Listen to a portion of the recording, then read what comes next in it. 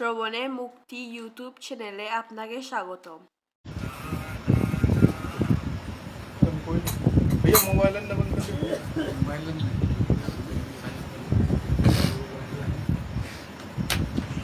कृपया सभी लोग अपना फोन साइलेंट कर लीजिए। हाथ जोड़ के विनती है आप सबसे। कथा के बीच में कोई उठ के मत जाइएगा। किसी कोई काम हो तो भी जा सकते हैं। कृपया फोन को साइलेंट जरूर कर लीजिएगा।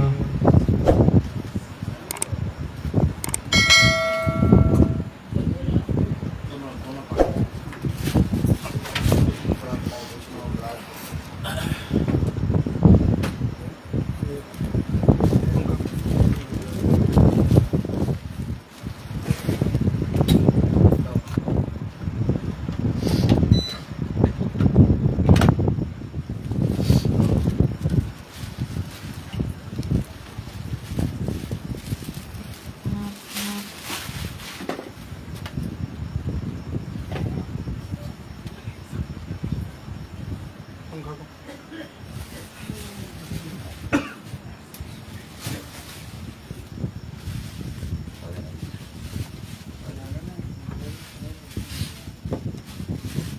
जय जय श्री राधे श्याम निताई गौर हरि बोल। हमारे आलोच्य विषय चल रहा है कलियुग पावन अवतार भुवन मंगल भुवन सुंदर अखिल रसामृत सिंधु प्रेम पुरुषोत्तम श्री कृष्ण चैतन्य महाप्रभु के पावन मंगलमय जीवन गाथा, उनके जीवन चरित्र संबंध में किंचित दिग्दर्शन करने का प्रयत्न कर रहे हैं। है तो वो अलौकिक दिव्य इंद्रियातीत गुणातीत, क्योंकि भगवान जब लीला करते हैं, भौम लीला प्रकटन करते हैं, भगवान जब भौम जगत में जब आते हैं लीला प्रकटन करने के लिए, तो साधारण मनुष्य जैसे ही लीला करते हैं। नरो लीलावत कैवल्यम, भगवान की ये लीला देखने में मनुष्य जैसे, लेकिन भगवान लीला करते हैं जोगमाया द्वारा। जोगमाया को साथ लेकर आते हैं लीला शक्ति, अंतरंगा भगवान की जो लीला शक्ति के द्वारा भगवान अपने ये भौम जगत में या दिव्य जगत में जो लीला करते हैं वो जोगमाया ही एकमात्र कारण है। नाहं प्रकाश सर्वस्व जोगमाया समावृता मुरयंग न विजानाति लोकमं अजम अव्ययम। ये मेरी दिव्य लीला साधारण मनुष्य जान नहीं पाते हैं। कभी कभी भ्रमित होकर ये साधारण मनुष्य ज्ञान कर बैठते हैं। ये भगवान की ये लीला कौन जानते हैं? जो पूर्ण ब्रह्म सनातन भगवान पुरुषोत्तम एक साधारण मनुष्य जैसे भौम जगत में लीला कर रहे हैं। तो भगवान की जिन पर कृपा होती है वही जा करके भगवान को जान सकते हैं, उनकी लीला समझ सकते हैं और उनकी लीला में प्रवेश कर सकते हैं, लीला आस्वादन कर सकते हैं। वो दिव्य है, वो मन बुद्धि की अगम्य है, ये कृपा साध्य है, अनुभव वेद्य है। जब भगवत चरण में शरणागत होकर के गुरु कृपा प्राप्त करके साधक जब वो लीला चिंतन करते हैं तो भगवान उनको वो बुद्धि प्रदान करते हैं, तो धीरे धीरे उस दिव्य लीला को अनुभव करने में समर्थ होते हैं, उनकी दिव्य लीला। और साधारण मनुष्य वो जान नहीं पाते हैं जो पूर्ण ब्रह्म सनातन भगवान इस तरह से मनुष्योचित लीला कर रहे हैं। तो कभी कभी वो समालोचना कर बैठते हैं और भूल करके पाप में लिप्त हो जाते हैं। कभी कभी साधारण मनुष्य ज्ञान कर बैठते हैं।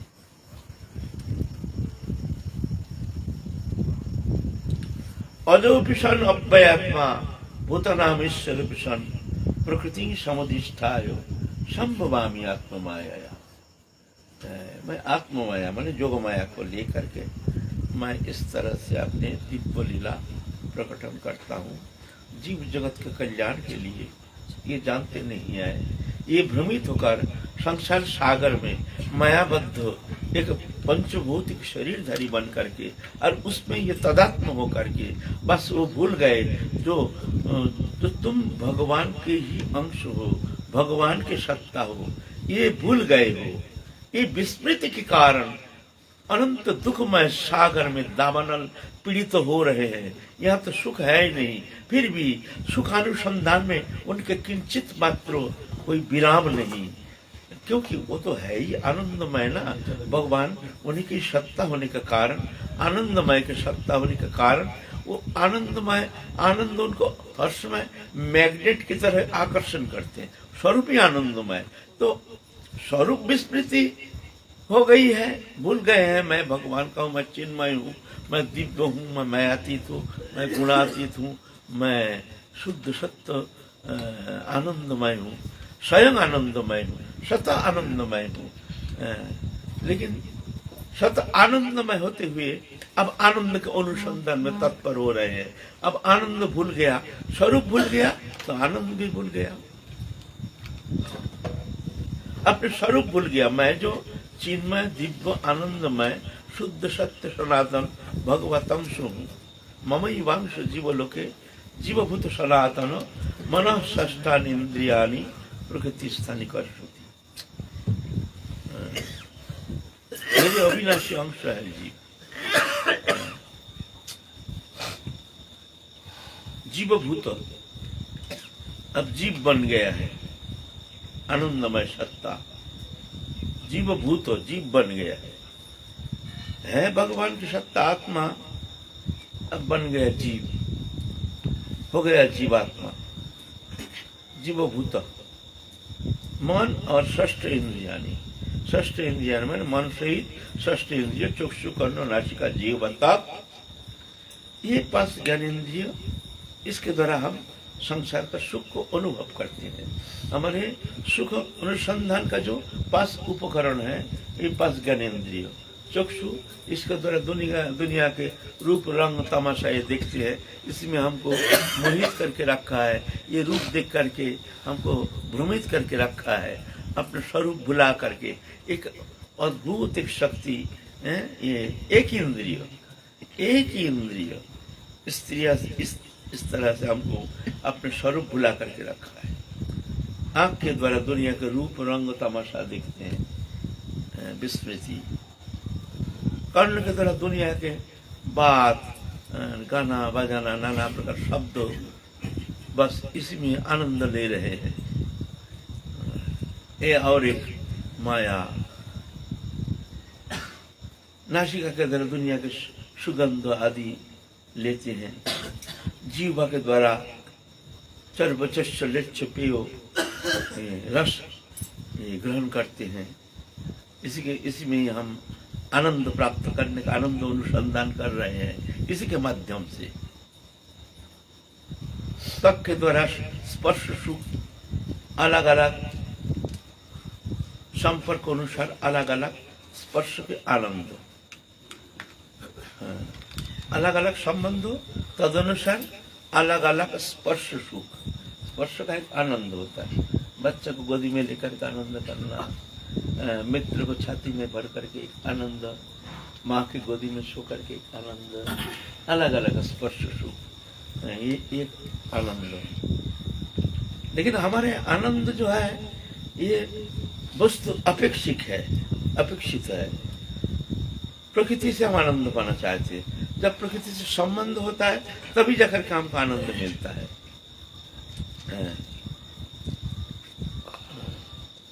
लेकिन वास्तव में ऐसा नहीं, वास्तविकता ऐसा है नहीं। जड़ रूपा प्रकृति चेतन रूप आनंद सत्ता इसको आनंद दे नहीं सकता है। जड़ कभी चेतन को आनंद दे ही नहीं सकता है। आनंद चेतन धर्मी है, लेकिन जोड़ियो वस्तु मैं आवेशित होकर के मैं मेरे को एक आवेश होता है, जैसे इसमें आनंद है, वास्तव भी उसमें आनंद है नहीं। आनंद आत्मा से संबंधित है, आनंद एक चेतन संबंधी है, आनंद जड़ धर्मी नहीं है। जड़ कभी चेतन को आनंद दे नहीं सकता है। जड़ अलग है, चेतन अलग है।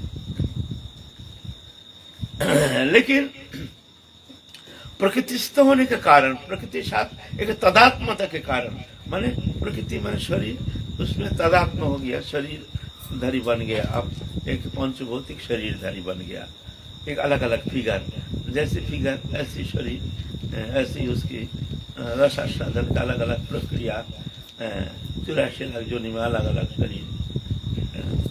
प्रकृति से तादात्म्यता के कारण प्रकृति से ही हम आनंद सुखानुसंधान करते हैं। जो प्रकृति में इसमें आनंद है, वास्तव में आनंद है नहीं। ये बड़े मजे की बात है। पर आनंद है नहीं तो आनंद हमको मिलता है, आप कैसे कह रहे आनंद है नहीं? तो आनंद मिलता है। बोलता वास्तव में आनंद वो देता नहीं है, ये आरोप प्रत्यारोप मात्र। हम आरोप करते हैं प्रकृति के ऊपर, आरोप करके हमको ऐसे महसूस होता है हमको आनंद मिला है। आनंद दिया नहीं, लेकिन हमको ऐसे ही एक जैसे स्वप्न में हमको आनंद मिलता है। वह ना शरीर है ना संसार है, उसको आरोप मात्र। स्वप्न में एक शरीर कल्पना कर लेते हैं, एक संसार कल्पना कर लेते हैं, फिर उसको सत्य आरोप कर लेते हैं। हम तो सो रहे हैं, लेकिन ये नाटक चल रहा है। एक शरीर, काल्पनिक शरीर, स्वप्न जगत में मन के द्वारा कल्पना करके एक शरीर कल्पना कर लेते हैं। इसको कहते हैं स्वप्नावस्था। जागृति, स्वप्न और सुषुप्ति, तीन अवस्था। अभी जागे हुए हैं। एक स्वप्नावस्था है, उसमें किंचित अहंकार किंचित जगा रहता है, किंचित हल्का किंचित जगा रहता है। तो मन बुद्धि तीनों किंचित जगा रहता है। मन बुद्धि अहंकार एक ही प्लेटफॉर्म में रहता है। अहंकार सो जाता है, मन बुद्धि सो जाता है, निष्क्रिय हो जाता है। अहंकार जागता है, मन बुद्धि जागता है, एक साथ एक ही प्लेटफॉर्म में रहता है। तो मन के द्वारा वो कल्पना करता है एक शरीर, और उसमें स्वप्न जगत में ही उसको सत्य आरोप कर लेता है, इस शरीर में ही हूं, और एक संसार दृश्यमान जगत कल्पना कर लेता है। करके वो काल्पनिक संसार में, काल्पनिक शरीर के द्वारा काल्पनिक संसार को भोगता है, और उसमें वो विकारित होता है, विकार प्राप्त होता है। वो तो सोया हुआ है, जीवात्मा तो सोया है, लेकिन स्वप्न जगत का जो विकार वो पूर्ण रूप से उसको प्राप्त होता है। और विकार देखने में आता है शरीर में, तो वस्तु ही नहीं, आनंद कैसे मिला? इस जागृत अवस्था में भी ऐसे ही है, पूरा ही स्वप्न। आत्मा चेतन जो है ना, ये चेतन का आरोप हो रहा प्रकृति के ऊपर। जैसे चेतन है, नस रहा, गा रहा है, एक शरीर है, एक पुतला नस रहा, गा रहा है, चेतन रहने के कारण। नहीं, पुतला थोड़ी नाचता है,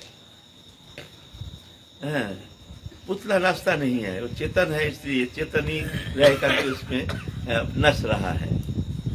और उसमें देख में हम विकारित हो रहे हैं, भ्रमित हो रहे हैं। आनंद है, आनंद है, आनंद है।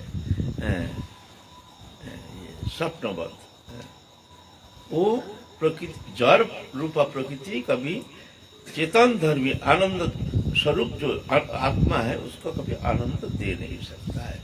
ऐसी जागृत अवस्था में भी हमको जो भी सुख मिलता है ये भी स्वप्नवत, बस ये है स्वप्नवत। इस विषय में हमने आलोचना कर चुके हैं, पहले भी।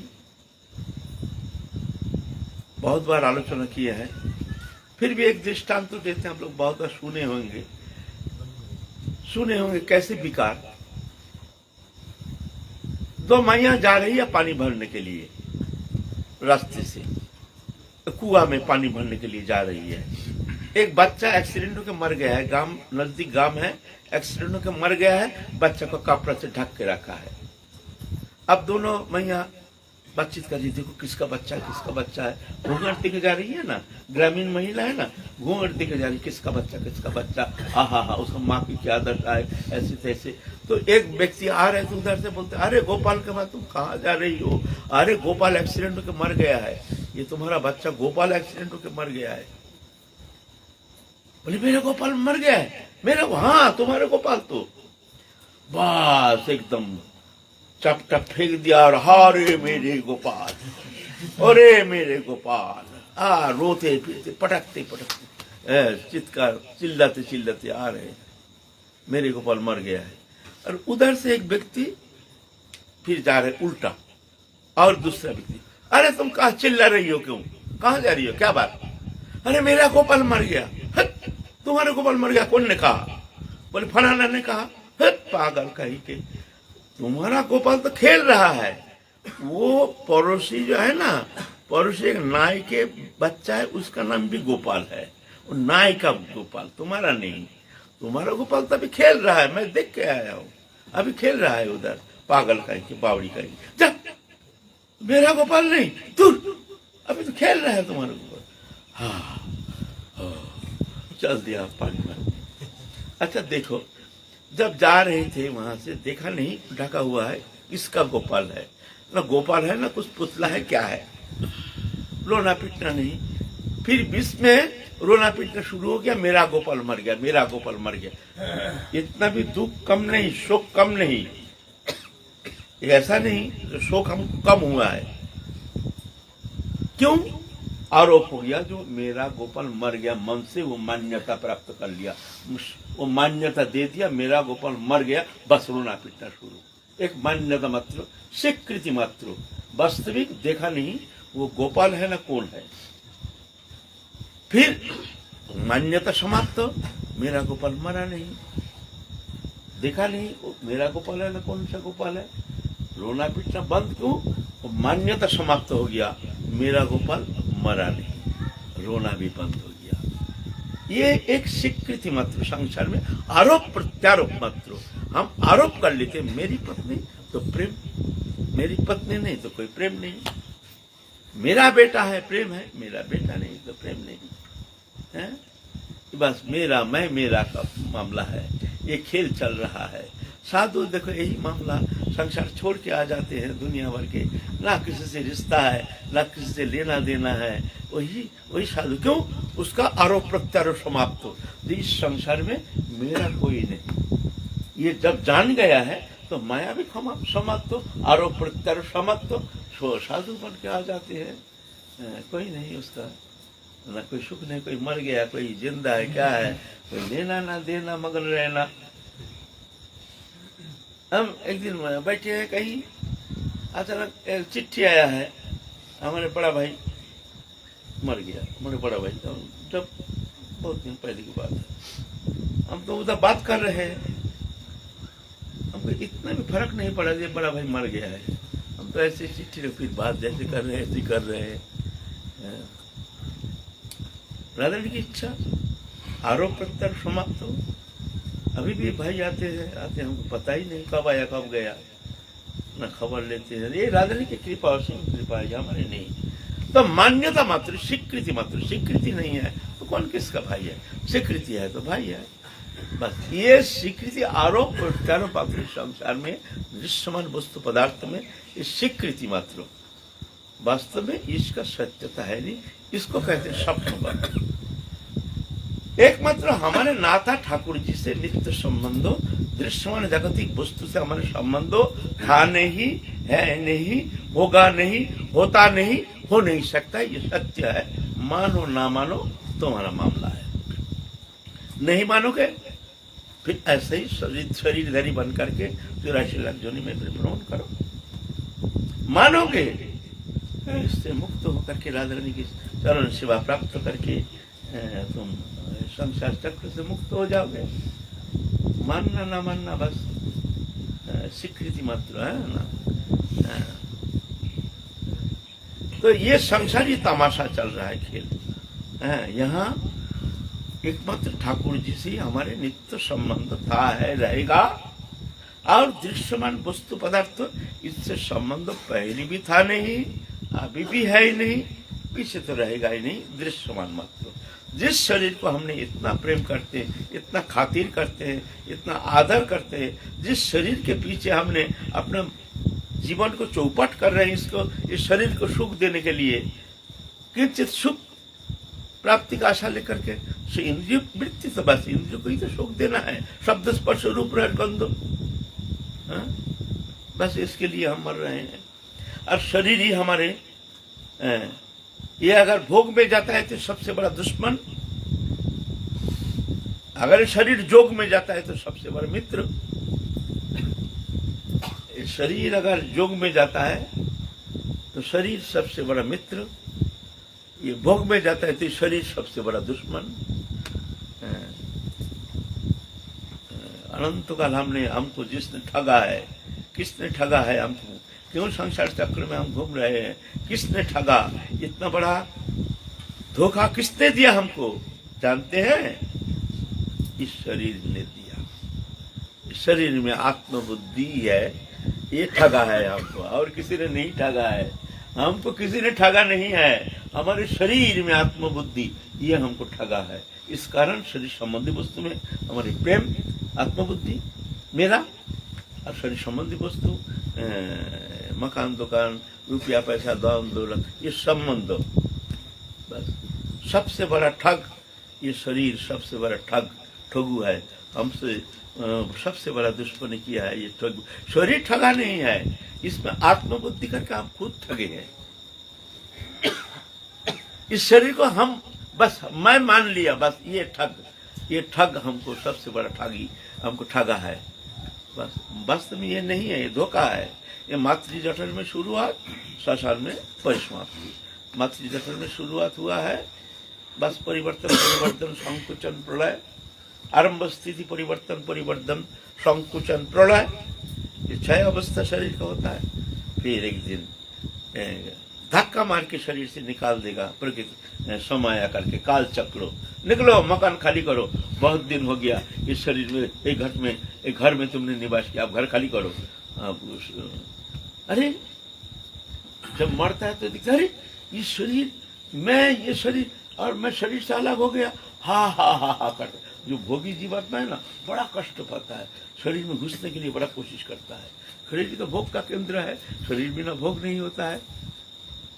भोग को समझ लो, तुम्हारे वृत्ति सब है, आत्मा में चेतन में जीवात्मा में सब है, लेकिन शरीर बिना भोग नहीं होगा।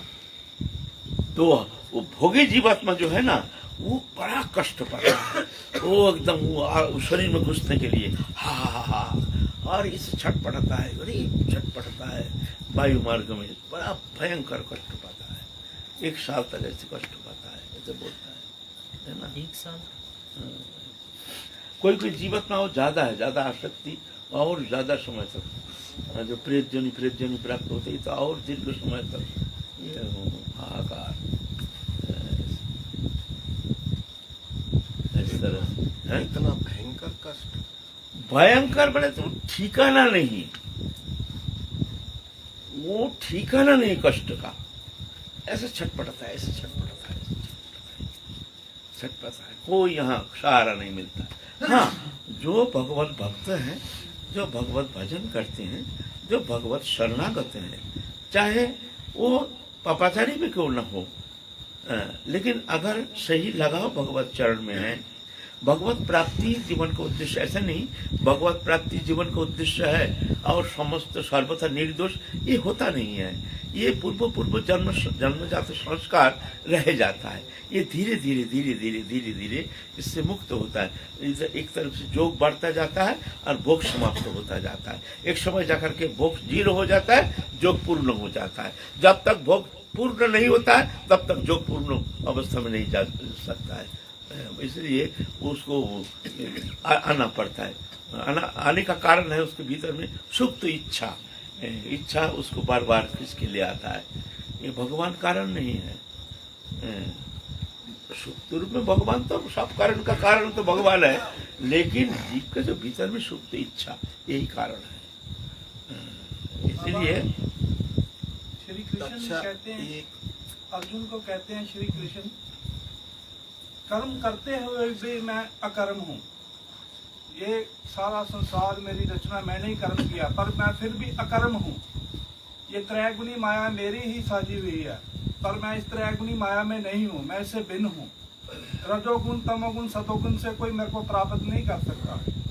वो एक मार्ग चेतन प्रभु जब गुरु के पास नंद सबको कहे, आनंद गुरु ते जाने। जो गुरु है उसी से ही आनंद प्राप्ति होती है, संसार से आनंद प्राप्ति नहीं हो सकती। ये थोड़ा विस्तार से समझाइए। ये कर्म करते हुए भी मैं अकर्म हूँ। श्री कृष्ण जी बोल रहे हैं कर्म अकर्म, अकर्म कर्म देखना है। कर्म अकर्म क्या है? कर्म अकर्म माने जैसे कर्म कर रहे हैं ना, कर्म आत्मा का तो कोई कर्म है नहीं, हमारा तो भगवान से संबंध हो। जागतिक दृश्यमान जागतिक जो कर्म है, ये कर्म जैसे संसार में है। संसार में स्त्री पुत्र कुटुंब परिवार लेकर उनके पालन पोषण, पैसा कमाना, धन कमाना, ये आदि साधु संत सेवा आदि सभी, जब तक शरीर है तब तक कर्म है। कर्म करना पड़ेगा। कर्म विवश के जीव कर्म करता है। कर्म कभी निष्कर्म होना संभव नहीं है। कब तक कर्म तो जो ज्ञानी होते हैं वो क्या देखते हैं, ये कर्म करते हैं। कर्म हमको करना है, शरीर में है तो जब तक शरीर में है तब तो कर्म करना पड़ेगा, लेकिन ये हमारे आत्मा से संबंध नहीं है। ये जानकर कर्म में वो अकर्म देखते हैं। कर्म कर रहे हैं लेकिन ये हमारा कर्म नहीं, कर्म में अकर्म देखते हैं और अकर्म में कर्म देखते हैं। अकर्म में कर्म कैसे? ये तो कर्म हमारे लिए है नहीं। हम तो भगवत उपासना, भगवान से जब जिस स्थिति में जाकर के भगवत चरण में एक तल्लीनता, तन्मयता, निश्चलता हो जाती है, उस स्थिति में जाकर के समस्त इंद्रिय निष्क्रिय हो जाता है, तो कर्म ऑटोमेटिक समाप्त हो जाता है। तो लेकिन जब तक शरीर में शरीर धर्मी है, शरीर में आत्मबुद्धि है, तब तक उसको कर्म चेष्टा रहती है और कर्म उसको करना पड़ता है विवशता। जैसे हम साधु है, साधु होने से भी हमको कर्म करना पड़ेगा। कैसे? हमको स्नान ध्यान करना पड़ेगा, हमको भिक्षा करना पड़ेगा, हमको रसोई करना पड़ेगा, हमको भोग लगाना, क्यों ये करना पड़ेगा। जब तक शरीर है कर्म करना पड़ेगा। लेकिन वो देखते हैं कि ये कर्म जो है हमारा कर्म नहीं, इंद्रिय का कर्म है। हम तो ठाकुर जी से हमारे नित्य संबंध, तो कर्म में अकर्म देखते हैं। और अकर्म कर्म, अकर्म माने ये कर्म तो हमारा नहीं है लेकिन फिर भी करना पड़ता है। अकर्म फिर करना पड़ता है, अकर्म भी कर्म करना पड़ता है। तो अकर्म कर्म ये ज्ञानियों के लिए है, ऐसे ना। लेकिन भगवान जो भक्त है ना, वो ऐसे नहीं। वो क्या देखते हैं, जो भी कर्म करते हैं वो प्रभु करा रहे हैं हमारे द्वारा, इस इंद्रिय के द्वारा प्रभु करा रहे हैं, हमारे कर्म नहीं है। बस हमारे कर्म के एकमात्र उद्देश्य है प्रभु की प्रसन्नता। तत्कर्म हरितोषम सा विद्यतन मतिर्जया। कर्म क्या है? तत्कर्म, क्या कर्म? हरितोषम, जिसमें भगवान प्रसन्न होते हैं, बस वही कर्म है। बाकी कर्म सब बंधन का कारण है। तो ये भी कर्म हमको करना पड़ता है। तो भगवत प्रसन्नता के लिए हमको कर्म करना पड़ेगा। वो कर्म कैसे है भाई? हमको तो संसार निर्वाह करना पड़ेगा, हमको काम धाम करना पड़ेगा, हमारी स्त्री पुत्र परिवार है, ठीक है। हमारा आसक्ति नहीं होने से भी हम संसार में रहते हैं, हमको कर्म तो करना पड़ेगा। हमारी क्षुधा निवृत्ति के लिए, हमारी क्षुधा निवृत्ति के लिए भी हमको कर्म करना पड़ेगा। तो कर्म तुम कहे तो जो तत्कर्म हरितोषम, भगवत प्रसन्नता ही हमारे कर्म होनी चाहिए। तो कैसे होगा, संभव कैसे? बोलते हैं ना, जो कर्म कर रहे हैं वही करो। तुम जानो ये प्रभु तुम्हारे द्वारा करा रहे कर्म, और तुम्हारे कर्म के एकमात्र उद्देश्य है प्रभु की प्रसन्नता। प्रभु तुम प्रसन्न हो जाए, ये हमारे कर्म नहीं। हम नौकरी कर रहे हैं, चाकरी करते हैं, जो भी करते हैं, जो दुकानदारी करते हैं, ये करते हैं, कोई व्यवसाय करते हैं, तो जानते हैं ये हमारे कर्म नहीं, ये प्रभु उनके कर्म करा रहे हैं। वो प्रभु की इच्छा, इसमें हमारे लेना ना देना, मगन रहना, बस इंद्रिय के द्वारा कर्म करा रहे हैं। और ये कर्म का उद्देश्य है प्रभु की प्रसन्नता और वो कर्म जो है उसके द्वारा भगवत सेवा, प्रभु की सेवा, भगवत इत्यादि सेवा, ये है उनकी एकमात्र जीवन का उद्देश्य। तो वो कर्म उसका मुक्ति का कारण हो जाता है, वो कर्म उसका बंधन का कारण नहीं होता है। लेकिन वही कर्म जब अपने इंद्रिय तृप्ति के लिए, जब कर्तृत्व अभिमान लेकर के मैं करता हूं ऐसे अभिमान लेकर के स्त्री पुत्र पुत्र कन्या आदि में आसक्त होकर उनके सुख संपादन के लिए जब हम ये कर्म करते हैं तो ये कर्म हो जाता है उसका बंधन का कारण, उसका संसार चक्र में आवर्तन का कारण हो जाता है। और यही कर्म जब भगवत के लिए समर्पित होता है तो यही कर्म हमारे मुक्ति का कारण हो जाता है। बस भावना के परिवर्तन, कर्म का परिवर्तन नहीं। कर्म जैसे करो करो, लेकिन भावना का परिवर्तन बस।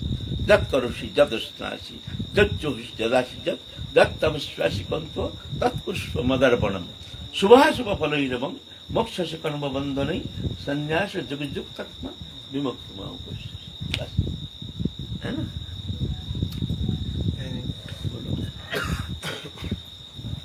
अकाल मृत्यु होना और एक स्वाभाविक मरना, इनकी भी गति में कुछ वेदांतर रहता है। वेदांतर रहता है। जीव जो आत्मबुद्धि, शरीर में आत्मबुद्धि और अहंकार जब भगवत विस्मृति के कारण कर्तृत्व अभिमान पूर्ण अभिमान लेकर के जब वो बद्ध दशा अवस्था में जब मृत्यु होता है तो कर्म का शुभ फल जीवात्मा को भोगना पड़ता है। वो भगवत यह बहिर्मुख जीवात्मा, हम बोले हैं ना, जीवात्मा दो प्रकार, दो श्रेणी में आता है। एक बहिर्मुख जीवात्मा, एक उन्मुख जीवात्मा। बहिर्मुख जीवात्मा है जो भगवान को जानते नहीं, भगवान को मानते नहीं, भजन ये मानते नहीं है, ये बकवास समझते हैं। सब क्या बकवास है, बेकार का खाओ पियो मौज करो, वो जानते ही नहीं कि शरीर के अलावा ये अलग मैं कुछ अलग तत्व हूँ, भगवान से कुछ अलग, ये सब जानते नहीं, मानते नहीं, समझते नहीं। ये जो जीवात्मा है ये इंद्रिय भोगी एकमात्र उनके जीवन का एकमात्र उद्देश्य, कैसे भी हो इंद्रिय तृप्ति के लिए कोई भी कर्म करो, कुछ भी करो, चोरी करो, डकैती करो, बदमाशी करो, माल भोग चाहिए, उनको भोग चाहिए। भोग ये पंचो प्रकार शब्द स्पर्श रूप रस गंधो, दुनिया के रंग तमाशा देखना, खाना पीना बढ़िया, इंद्रिय के द्वारा इंद्रिय तृप्ति आदि जो है ये भोग लालसा लेकर। ऐसे जो जीवात्मा है ये है बहिर्मुख जीवात्मा। और एक जीवात्मा है जो भगवत चरण में शरणागत हो गए हैं, गुरु कृपा से उनका ज्ञान हो गया है, जो शरीर मैं नहीं, शरीर संबंधी वस्तु मेरा नहीं, मैं इससे अतीत, मैं भगवान का हूँ, भगवान से ही हमारा नित्य संबंध हो, ये शरीर तो आगंतुक है, ऐसे जान करके शरीर में अनासक्त हो करके जो भी कर्म करते हैं भगवत प्रीति संपादन के लिए उनकी समस्त चेष्टा और हर समय भगवत चिंतन में ही दिन व्यतीत करते हैं। ऐसे जो जीवात्मा है यह है उन्मुख जीवात्मा। ये उन्मुख जीवात्मा की जब मृत्यु होती है उस समय ऐसा नहीं, उनके लिए ऐसा नहीं है। उनके लिए तो भगवान आ जाते हैं, उनके गुरु आ जाते हैं, उनके लिए ऐसा कष्ट नहीं होता है, तो सुख से ही वो मरते समय भी उनका कष्ट नहीं। जैसे मान लो बिल्ली जैसे चूहा पकड़ता है उस समय तो चूहा का तो प्राण हरण कर लेता है। जब अपने शावक को जब पकड़ के एक स्थल से अलग स्थल स्थानांतरित करता है तो देखो किस तरह से पकड़ के ले जाता है, बच्चा जान भी नहीं पाता है, कष्ट नहीं होता है, ऐसे ही पकड़ता है लेकिन कष्ट नहीं होता है। ऐसा ही काल जो है ना, जो बहिर्मुख जीवात्मा अहंकारी जीवात्मा है उसको इस तरह से पकड़ के ले जाते हैं, उसको कष्ट अशिष्ट दुर्गति। और जो उन्मुख जीवात्मा उनके लिए बिल्ली का बच्चा जैसे मृत्यु को समझ करना कष्ट, जन्म मृत्यु का कष्ट भोगता नहीं है। हाँ ठीक है, कर्म चक्र प्रवाह से कभी अगर आना पड़ता है तो उतना कष्ट नहीं होता है। मातृ जठर में भी उस समय वो मन भगवत चरण में रहता है, रहने के कारण शरीर में उतना तादात्म्यता ना रहने के कारण वो जन्म के समय भी जो मातृ जठर का उतना कष्ट वो पता नहीं है। ये फर्क है ना, ये फर्क है। मातृ जठर का भी उसमें कनेक्शन जुड़ा होता है मरण के समय का। हाँ, मरण के समय जोड़ा होता है। जब जब मृत्यु समय आती है उस समय मन शरीर छोड़ने का पहले ही उसका कर्म संस्कार अनुसार उसका एक शरीर, जिस शरीर में उसको जाना है उस शरीर को स्वीकार कर लेता है। पहले स्वीकार करके उस शरीर में ही चेतन सत्ता तदात्म हो जाता है। बस शरीर नहीं मिलता है, माने स्थूल शरीर नहीं, लेकिन एक जिस शरीर में वो जाएगा, मान लो उसका निर्दिष्ट है काल चक्र, कर्म चक्र प्रवाह ना जाने किस जन्म में ले जाएगा, ये तो जीव जानता नहीं है ना। ये नहीं जीव इच्छा करके हम सुंदर शरीर प्राप्त करेंगे, ये तो अपना हाथ में है ही नहीं, ये तो प्रभु का हाथ में है। तो ठीक उसी समय उसी स्वरूप उनके सामने आ जाएगा, उसी जीव चैतन्य सत्ता, उसमें जाके उसमें वो तदात्म हो जाता है। तदात्म होने के बाद जाके ये शरीर जो है इसको छोड़ देता है। मतलब वो जिस भाव में भावित होकर के शरीर छोड़ता है या चिंतन करता है, जिस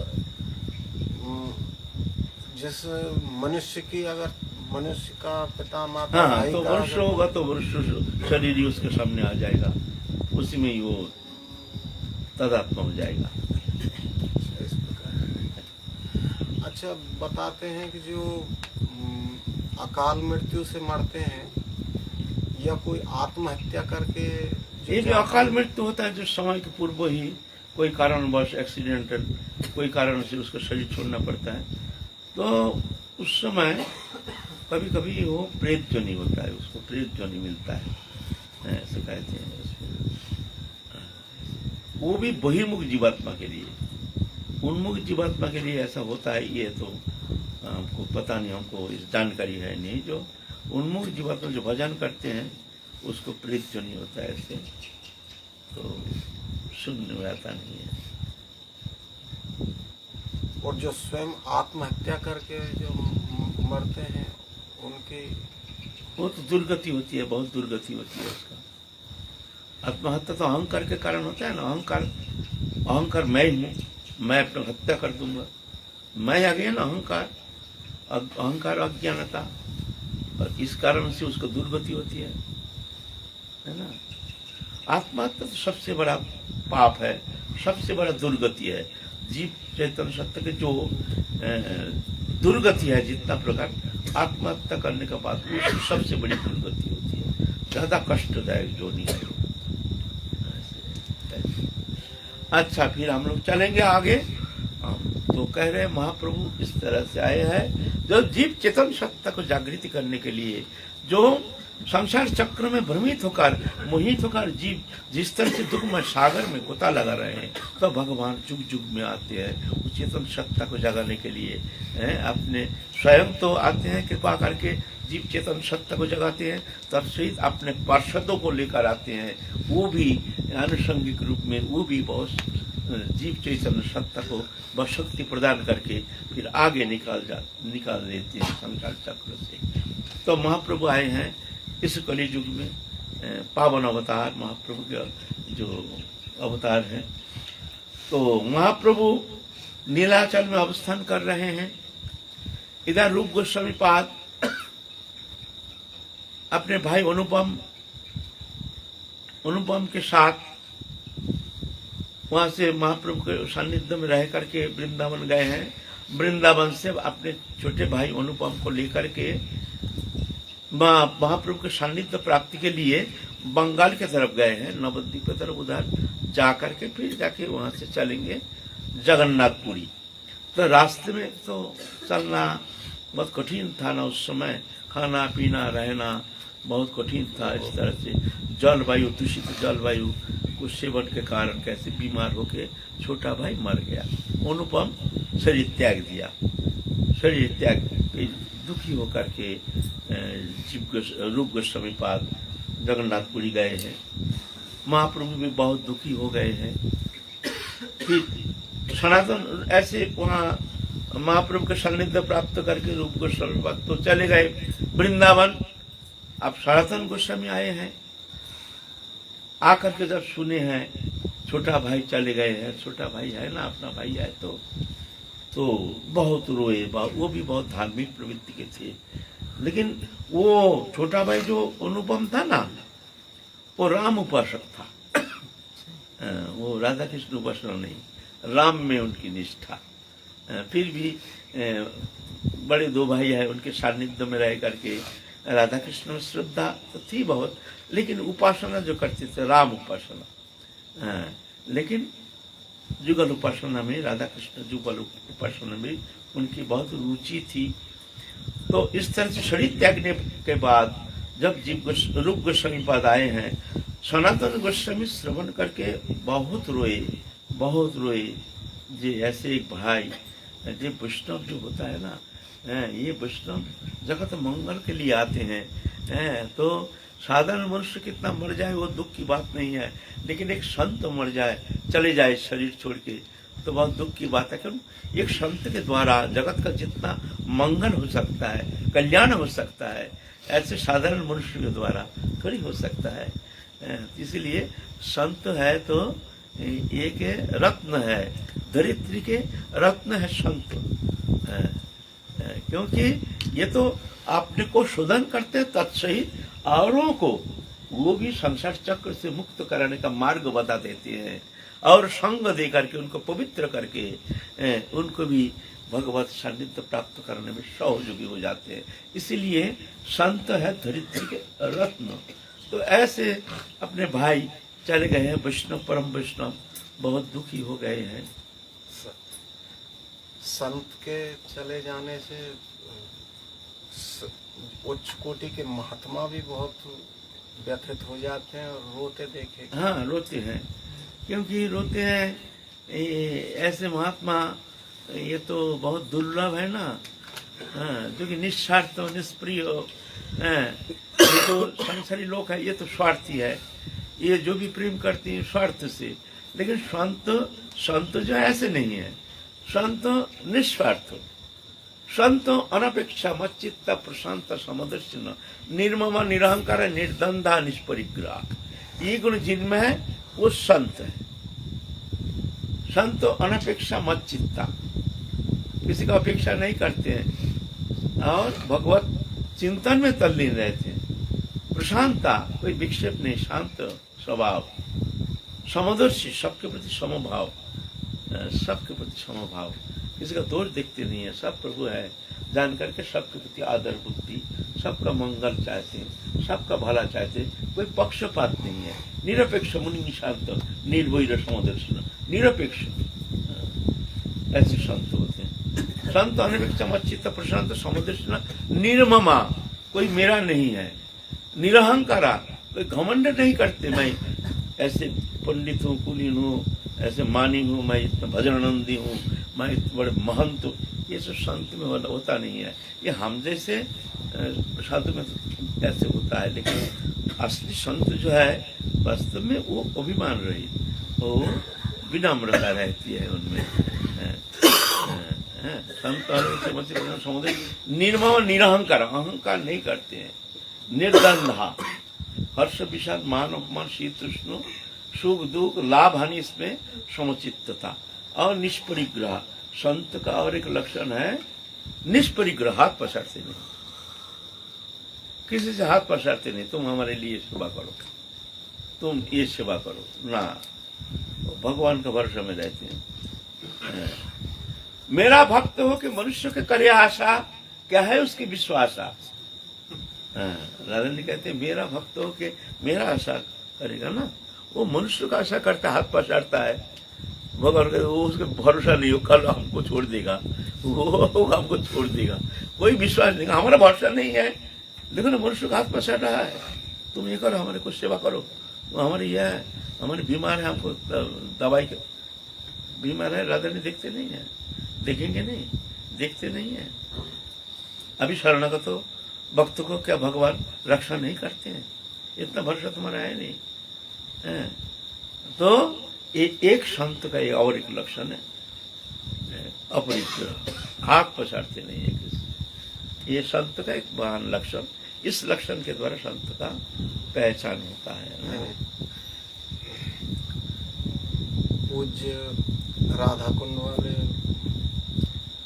अनंतदास पंडित जी जब प्राप्ति हुए थे, वो चंद्रशेखर बाबा प्राप्ति हुए, वो ठाकुरदास बाबा और भैया जी, ये सब प्राप्ति हुए थे। तो अनंतदास पंडित जी के लिए तो आप बहुत ही रोए, हमारे सामने बहुत ही ज्यादा व्यथित हुए थे। नहीं, ऐसे औरों के लिए रोना आया। हम गया प्रसाद बाबा महाराज जी के जब चले गए उस समय बड़ा बहुत रोना आया। हमको समाधि में जाके खूब जो गए, अभी भी याद आने से अभी भी रोना आता है। ऐसे महापुरुष चले गए, ऐसे महापुरुष कहाँ, ऐसे महत सान्निध्य प्राप्त होने का तो अभी भी याद आने से हृदय गदगद हो जाता है। तो बात ऐसा है। तो इस तरह से सनातन गोस्वामी खूब रोए। फिर जा करके सनातन गोस्वामी उनका तो जब वृंदावन आए ना, जंगल मंगल से आए ना, नाना प्रकार दूषित तो जल वायु, इसमें शरीर में ऐसे खास खुजली, ऐसे चर्म रोग हो गया ना, एक कोरी जैसे हो गया एकदम जैसे। और महाप्रभु बार बार आकर के छाती में भर लेते हैं। ये देख करके बड़ा कष्ट हो रहा। पहले तो शरीर का कष्ट, भजन होता नहीं, यहाँ गुजारता है सारा दिन। अगर शरीर में खुजर होता है, भजन होगा हमारा लेके बेटे ऐसे खुजर दिखा है। हमको एक बार खुजर हुआ तो बड़ा खतरनाक। खुजर चलता है शरीर में तो भजन थोड़ी होगा। दुखी है, भजन होता नहीं है, खूब दुखी है। और ऐसे कष्ट भी होता है, स्नान ध्यान ठीक रकम होता नहीं है। तो मन में बड़ा कष्ट हो। जे पहले आए हैं वृंदावन में, ऐसे पापी शरीर है हमारा, जिस पाप के कारण, ऐसे जबन की सेवा करने का कारण जो हमारे ये दशा अच्छा हुआ है, हम जैसे पापी का ये साजा होनी चाहिए। इस तरह से बड़े दुखी हो रहे हैं। महाप्रभु रोज आकर के छाती में भर लेते हैं, उनका शरीर का जो मेवाद है वो सब लग जाता है। तो सनातन गोस्वामी से एक दिन रो रो करके, प्रभु देखो आप हमको स्पर्श करते हो, ये हमको बड़ा कष्ट होता है, ये गंदगी आपका लग जाता है। बोलते तुम जानते नहीं हो, ये तुम्हारे शरीर से ना इतना सुंदर दिव्य गंध आता है। हमको ये तुम्हारे जो लगता है ना शरीर में, ये हमको तो अद्भुत से गंध आता है, सुगंध आता है इसमें से, हमको बड़ा अच्छा लगता है। एक अच्छा लगने की विषय है। तो इस तरह से महाप्रभु तो सांत्वना देते हैं। तो बड़ा दुखी हो गया, तो अब क्या करना चाहिए? हम यहाँ रहेंगे, महाप्रभु आके हमको छाती में भर लेते हैं और मेवाद वाद ये सब शरीर में लग जाता है। तो जगदानंद था महाप्रभु के एक पार्षद प्रेमी, जगदानंद से जाके कह रहे, अच्छा जगदानंद तुम ही बताओ, हम तो आए हैं महाप्रभु को सान्निध्य प्राप्त करने के लिए, कुछ उनके श्रीमुख से कुछ उपदेश सुनेंगे, लेकिन यह तो उल्टा पड़ गया ना, महाप्रभु को हम कष्ट दे रहे हैं और हमारे द्वारा सेवा भी नहीं हो रही है, भजन भी होता नहीं है, शारीरिक ऐसे कष्ट पा रहे हैं, तो क्या किया जाए तुम बताओ। तो जगदानंद कहते हैं ये तो अच्छा है तुम वृंदावन चले जाओ, क्योंकि महाप्रभु तुमको वृंदावन के लिए ही तो निर्देश किया है ना। महाप्रभु का आदेश तुमने नहीं मानकर यहाँ आया है। शायद महाप्रभु का आदेश न मानने का कारण भी शायद तुम्हारे ये सब खास कुछ ऐसे ही महाप्रभु शायद चाहते नहीं है तुम रहो यहाँ, इसलिए तुम अगर मेरे उपदेश मानना चाहते हो तो मैं कहता हूँ वृंदावन जाना है ठीक। तो महाप्रभु आए हैं, आप बोलेंगे जब हम वृंदावन जाएंगे। तो महाप्रभु आए हैं और ऐसी छाती में भर लिया। तो कहते हैं प्रभु हम जगदानंद के पास गए थे, जगदानंद भी हमको यही उपदेश दिया, जब महाप्रभु चाहते हैं तुम वृंदावन रहो, तो हम तो आपका आदेश नहीं मान करके आए हैं, शायद इसीलिए हमारे खास पुजारी से हो गया। तो जगदानंद जो कहा है वो हमको अच्छा लगा, प्रभु आप आदेश करो तो हम वृंदावन चले जाए। महाप्रभु सुन करके बड़ा संतुष्ट हो गया। हाँ, काल का बोटुआ जगा, काल का जगा, वो क्या जानता है वो महिमा, तुम्हारा महिमा तुमको उपदेश करता है?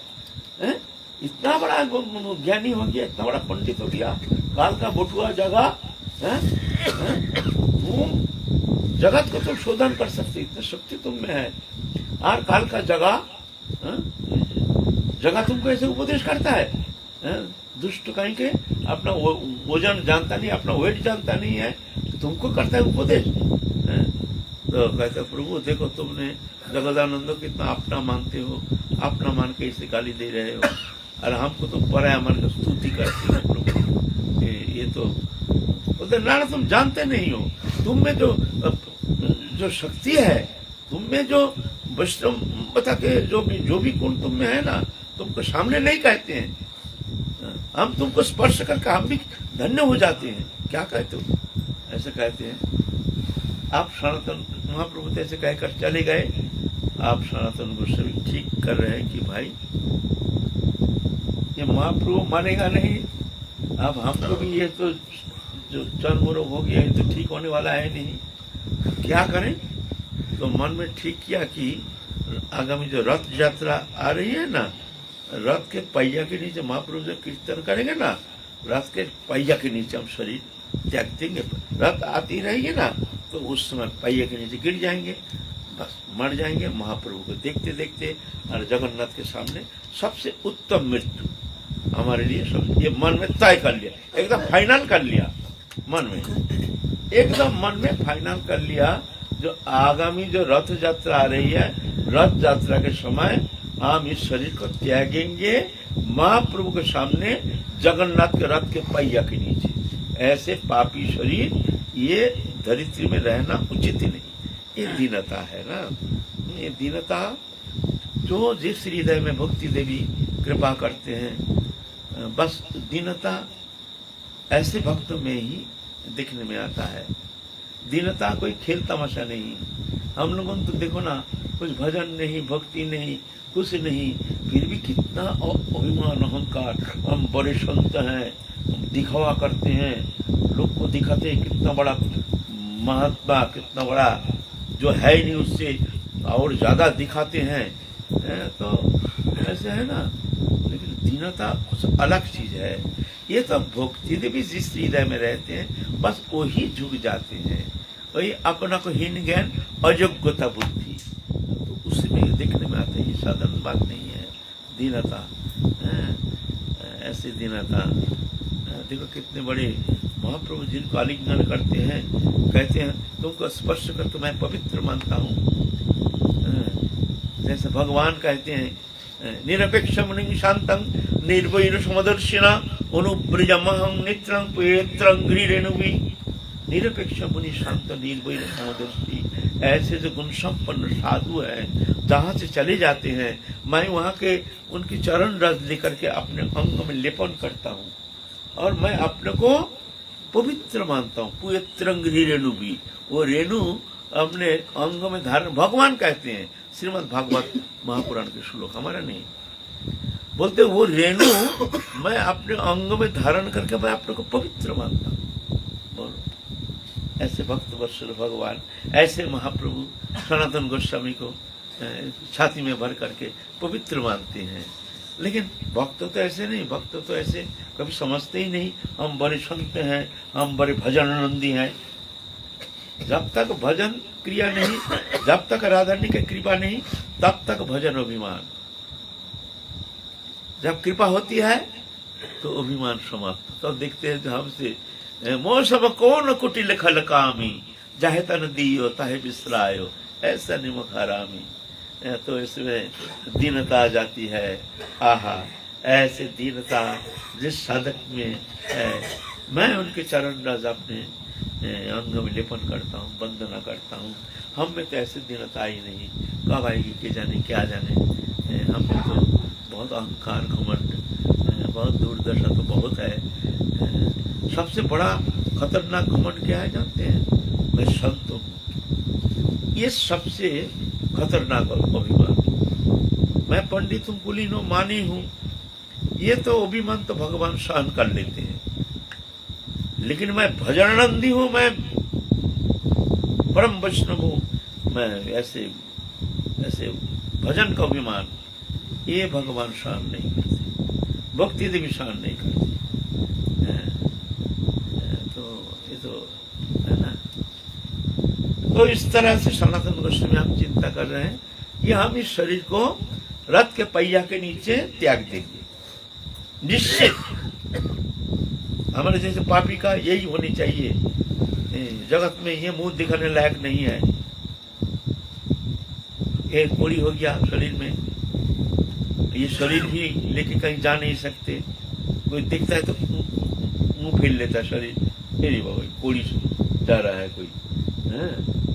देखो भगवत भक्तों की परीक्षा।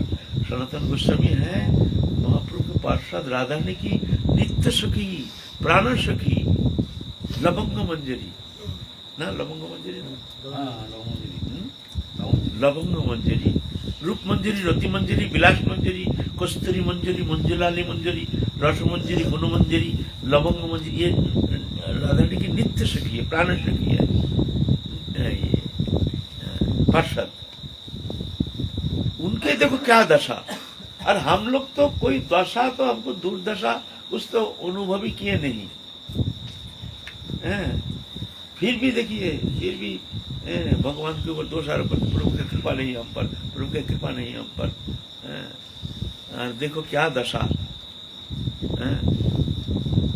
तो ठीक किया है जो ये शरीर हम अल्प दिन में ही, अभी जगन्नाथपुरी रात आ रही है, पहिया के नीचे हम शरीर को त्याग देंगे। निश्चित कर लिया, किसी को बोला नहीं, मन में ठीक कर लिया, निश्चय कर लिया। ये एक उत्तम गति, भजन करके तो उत्तम गति होना संभव नहीं है। हम मुसलमान का अन्न खाए हैं, मुसलमान का राज किए हैं। वो तो जब ये थे ना विष्णु शाखा, पूरा मुसलमान जैसे हो गए थे। दाढ़ी रखते थे, मुसलमानी दाढ़ी, मूछ फूस बना करके टोपी पहनते थे, और ऐसे सब जानते थे ये मुसलमान है। कोई जानते ही नहीं थे विष्णु शाखा दरबार में बड़ी बड़ी जो है ना, अच्छा उर्दू फारसी, अरबी फारसी ऐसे भाषाविद थे। घोड़े पे चढ़ करके जब जाते थे ना, अरे सब सैल्यूट करते थे, बड़े बड़े मुसलमान, बड़े बड़े सब ऐसे थे। भगवत इच्छा ऐसी उनके करनी है कुछ, इसीलिए दुखी हो गए आज। जो हमने क्या किया, हमने क्या किया हमने जीवन में, ऐसे जीवन को रथ के पहिया के नीचे महाप्रभु के चरण सानिध्य में, महाप्रभु के मुख कमल दर्शन करते करते शरीर को त्याग देंगे। आगे 2-4 दिन में रथ यात्रा आ रही है। महाप्रभु जान गए हैं, महाप्रभु जान गए हैं जो सनातन मन में ठीक कर लिया, आप शरीर को त्याग देंगे। एकदम क्रोधित होकर आज महाप्रभु हंसी मुख नहीं। रोज आते हैं हरिदास ठाकुर के रहते हैं सनातन गोस्वामी, आए हैं महाप्रभु क्रोधित, एकदम मुख लाल, एकदम हंसी मुख नहीं है। आकर के हरिदास हरिदास हरिदास हरिदास तो निकाला है, वृद्ध हरिदास निकाला है, प्रभु प्रभु प्रभु। सनातन गोस्वामी आए हैं, लेकिन आज वो प्रेम भाव नहीं है। रोज आके गले में लगा लेते हैं, आज गले में लगाते नहीं है। और सनातन गोस्वामी की तरफ भी मोटे मोटी आंख करके, ऐसे तो आकार नेत्र है, फिर मोटा कर लिए तो दिखने में तो और मोटा मोटा आंख है, जैसे कितना क्रोधित हो गया। सनातन गोस्वामी देख रहे, भाई हमको देख के महाप्रभु रोज इतने प्रेम से गले लगा लेते हैं, आज तो महाप्रभु तो हमकी तरफ कैसे देख रहे हैं, जैसे बहुत हमने बहुत गलत कर लिया, बहुत अन्याय कर लिया, और दुखी हो गया। हरिदास हरिदास, हाँ प्रभु प्रभु प्रभु, तुम बोलो, तुम बताओ। अच्छा, किसी का संपत्ति किसी का पास अगर कोई रखता है, जमा रखता है, तो हमारी संपत्ति अब तुम रखो। दूसरा का संपत्ति अगर किसी ने नष्ट करता है तो ये उचित है, बताओ। हाँ प्रभु, बात तो सही है, बात तो सही है। दूसरा का संपत्ति दूसरे का पास किसी ने रखा है और वो संपत्ति अगर उसने नष्ट कर देता है तो बोलो ये कोई औचित्य है? हाँ प्रभु, बात तो सही है। सनातन को बोलो, सनातन को बोलो। सनातन बोलते हैं, भाई आप बड़ा घबरा रहे, महाप्रभु बड़े क्रोधित होकर के, आंख लाल करके। सनातन को बोलो ऐसा ना करे, दूसरे का संपत्ति नष्ट करना चाहता है, क्या औचित्य है उसका? उसका क्या औकात है? उसका संपत्ति है, उसका संपत्ति नष्ट कर। अब क्या करे, रोए ना, क्या करे? समझ में आ नहीं रहा है। हमने प्रभु हम कहा आपकी संपत्ति हमने नष्ट किया। किसका संपत्ति हमने नष्ट? संपत्ति नष्ट नहीं किया, तुम संपत्ति नष्ट नहीं किया। ये जो शरीर है ये तुम्हारा शरीर है। बताओ, ये शरीर तुम्हारा है, तुमने हमको समर्पण कर दिया ना। बोलो हाँ कि ना बोलो? हाँ प्रभु, ये तो शरीर आपका है। तो इसको तुमको नष्ट करने का अधिकार किसने दिया? रथ के पहिया के नीचे तो शरीर त्यागोगे? इतना अधिकार तुमको किसने दिया? शरीर तो तुम्हारा नहीं है, हमारा चीज है। तो हमारा चीज नष्ट करने का तुम्हारा अधिकार किसने दिया? बताओ। ये कोई सहन होता है? बताओ हरिदास, तुम बताओ, ये कोई सहन कर सकते हैं? बताओ। नहीं बोल के एकदम कांप रहे हैं। हमारा संपत्ति शरीर हमारा है, और हमारा शरीर को ये रथ के पहिया के नीचे जाकर के छोड़ना चाहता है। बताओ, ये अच्छी बात है? अब सनातन गोस्वामी तो एकदम रो दिए है। ये सारा गला, ये शरीर इतने कोड़ी हो गया। ये शरीर प्रभु कहते हैं अपना शरीर है। प्रभु ये शरीर तो कोई काम में आएगा नहीं। प्रभु ये शरीर तो कोई काम में आएगा नहीं। ना भक्ति में आया, ना भजन में आया, ना समर्पण में आया, ना कोई कर्म में आया। प्रभु ये शरीर तो जाएगा, तो जाएगा तो जाएगा। इसको रखते भाई। और ये शरीर को आप कहते हैं अपना शरीर प्रभु। तो महाप्रभु एकदम आंख में आंसू आ गया। सनातन की तरफ देख रहे हैं, और सनातन आंख मूंद के अब क्या करे? किंकर तुमको विमूढ़ हो गया, क्या करना चाहिए? फिर महाप्रभु जा करके एकदम छाती में भर लिया। छाती में जब भर लिया, देखते देखते देखते देखते सनातन गोस्वामी का जो वो खास खुजली कूड़ी फूड़ी सब एकदम सुंदर दिव्य शरीर हो गया। एकदम दिव्य शरीर, कोई खास खुजली, कहीं चिन्ह मात्र नहीं है। एकदम गौर वरण सुंदर दिव्य शरीर दिखते। अरे कोई खास खुजली तो कुछ है नहीं। एकदम फिर जाके रोना शुरू कर दिया। प्रभु के चरण पकड़ करके, प्रभु आपने ये क्या किया? प्रभु हमारा कर्म फल हम भोग रहे थे, आपने ऐसा क्यों किया? बोलते हैं नहीं, सनातन ये तो मेरा ही है, मेरा ही शरीर है, तुम क्यों चिंता करते हो? फिर जाके बोले आप तुम चिंता नहीं करना, आप दुखी नहीं होना, आप शरीर को जगन्नाथ के पहिया के नीचे अब तो नहीं छोड़ोगे? बोले नहीं। अब तो ठीक है, अब तुम रह जाओ कुछ दिन यहाँ, अभी तुमको जाना नहीं है, आप तुमको रहना है होली तक। होली लीला देख करके फिर जाके तुम वृंदावन जाना। अभी तुमको कहीं जाना है नहीं। जगदानंद को जगह को बोलने दो, जगह काल का जगह बटुआ बोल के 2-4 गाली गुली दे करके तुमको अभी यहाँ रहना है हमारे पास, हमारे सानिध्य में। जगन माने होली तक तुमको यहाँ रहना है। आप प्रसन्न हो गया, सब जय जयकारी दे रहे हैं, सब भक्त देख रहे हैं। जो एक कोड़ी शरीर में खास गुजर ऐसे एकदम सोना जैसे रंग हो गया सनातन गोस्वामी का। महाप्रभु ऐसी कृपा किए हैं। तो इस तरह से आज की कथा है विश्राम, फिर हम लोग काल आगे चलेंगे। जय जय श्री राधे।